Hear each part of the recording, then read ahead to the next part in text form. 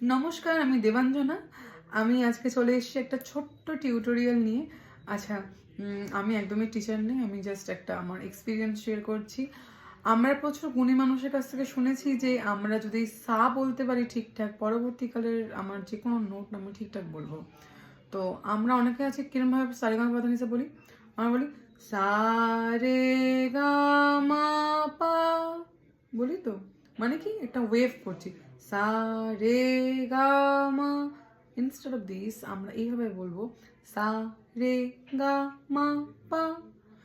তো আমাকে এটা বলার জন্য ফার্স্টে আমাকে সা ঠিকঠাক বলতে হবে। এবার সা কি করে ঠিকঠাক বলি,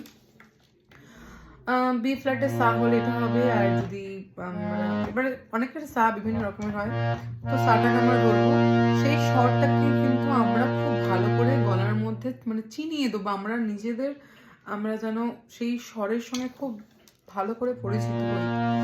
এবারে এই সুরে গিয়ে আমি একটা হামিং দেবো,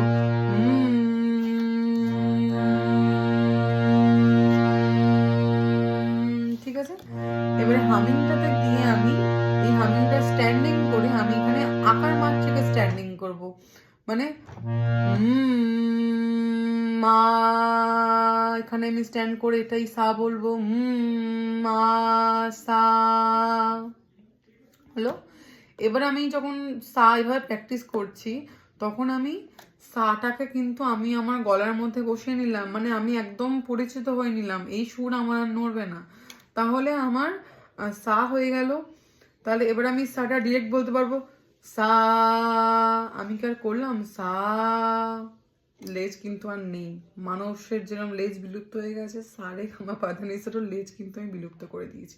তো এইভাবে সমস্ত লেজ বিলুপ্ত করার জন্য এই প্র্যাকটিসটা কিন্তু বেশ কার্যকরী। আমি জাস্ট শেয়ার করলাম আমাদের এক্সপিরিয়েন্স, মানে আমার এক্সপিরিয়েন্স। তো তোমাদের কেমন লাগলো তুমি জানিও। আর একটা জিনিস আমি বলছি, এই যেমন আমি সাটা প্র্যাকটিস করলাম, সা, রে, গা, মা, পা, ঠিক আছে। এবারে সা রে গা মা আর হবে না। এবারে সা রে গা মা পা, এইভাবে ডিরেক্ট নোটে গিয়ে আমরা হিট করে করে প্র্যাকটিস করব। ভিডিওটা কেমন লাগলো জানিও। আর যদি তোমাদের ভালো লেগে থাকে তাহলে তো আমি ডেফিনেটলি এরকম আমার ছোট ছোট এক্সপিরিয়েন্স তোমাদেরকে আমি শেয়ার করবো ডেফিনেটলি। ততক্ষণ চলো, বাই বাই।